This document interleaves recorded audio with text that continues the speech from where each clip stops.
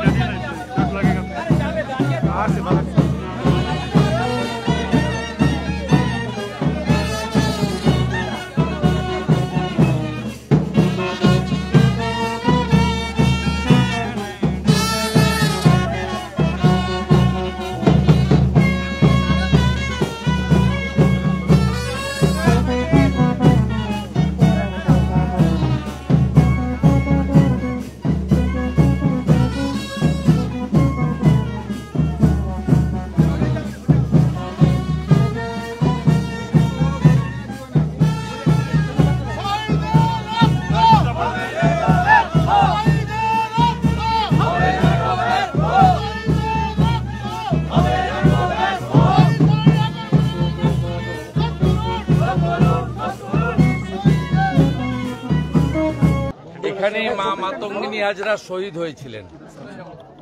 আমরা প্রত্যেক বছর 9ই আগস্ট পালন করি তমলুকের বানপুকুরে, এবং ওটা ভারতবর্ষ জুড়েই পালিত হচ্ছে।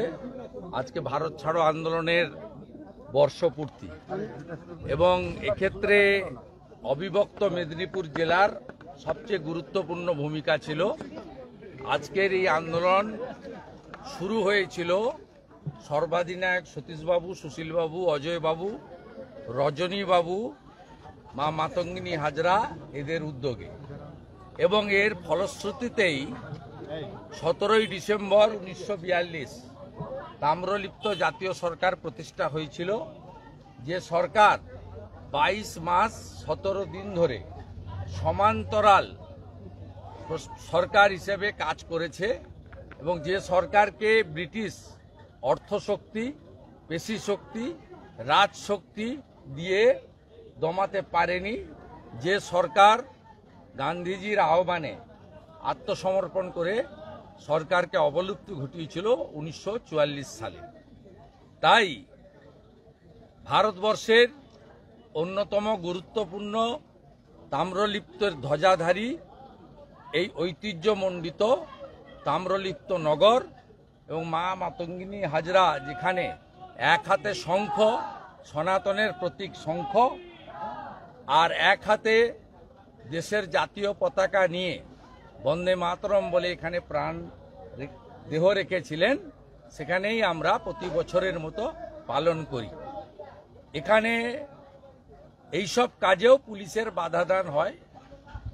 আমরা বিগত দিনে সকালেই করতাম, কিন্তু পুলিশ বাবুরা তোলামুল তাদেরকে আগে সুযোগ দিয়েছেন, আমাদেরকে 1টার সময় করতে বলেছেন, তাই আমাদের দেরি হয়েছে। এখানে এসে আমরা কর্মসূচি পালন করলাম।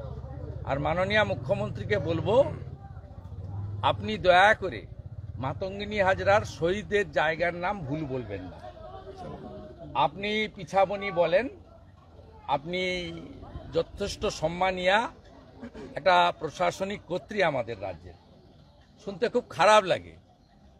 আপনি দয়া করে এর পরে মা মাতঙ্গিনী হাজরাকে শ্রদ্ধা জ্ঞাপনের সময় নয় আপনি তার শহীদের জায়গাটা বলবেন না, যদি মনে না থাকে, আর যদি মনে থাকে সেটা যেন তমলুক এবং বানপুকুর এইটা উচ্চারিত হয়, পিছাবনি নয়।